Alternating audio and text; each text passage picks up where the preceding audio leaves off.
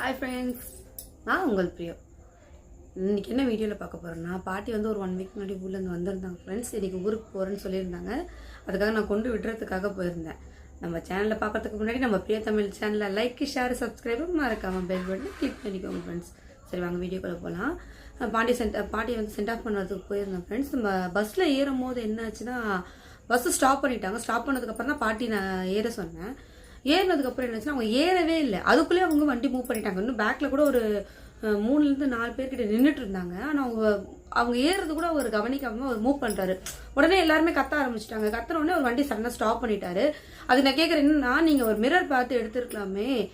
Mirror பார்க்காம எடுத்ததுனால அவங்க சப்போஸ் நல்ல வேலை விழலை. சப்போஸ் விழுந்தானே என்ன பண்ணியிருக்கிறது, வயசானவங்க வேற, கொஞ்சம் பார்த்து எடுங்கண்ணா. இது மாதிரி இல்லாமல் நிறைய வயசானவங்க, இதோட ரொம்ப வயசானவங்களாம் வருவாங்க, கொஞ்சம் மிரர் பார்த்து எடுத்ததுக்கு அவர் கொஞ்சம் ரூடாக பேசினார் ஃப்ரெண்ட்ஸு.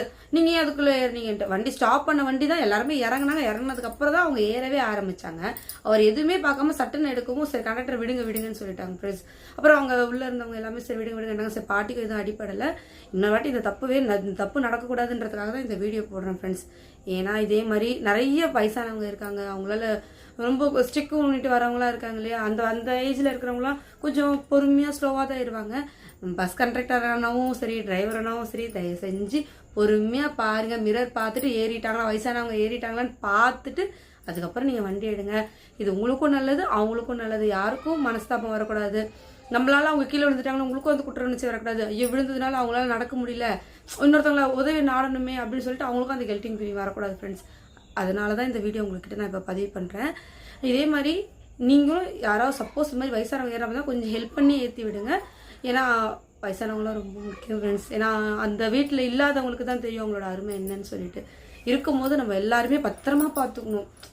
ஏன்னா இது வாழ்றது ஒரு வாழ்க்கை இல்லையா, அடுத்த லைஃப் வருமோ வராதோ நமக்கு தெரியாது.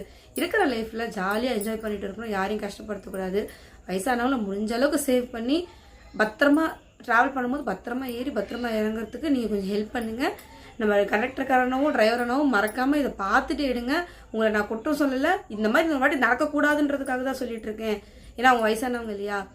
எல்லாருமே இந்த வீடியோ பார்க்குற எல்லாருக்குமே சொல்கிறேன், இந்த வீடியோ அதிகமாக ஷேர் பண்ணுங்கள். இந்த மாதிரி நடக்கக்கூடாதுன்றதுக்காக தான் இந்த வீடியோ நான் போடுறேன்.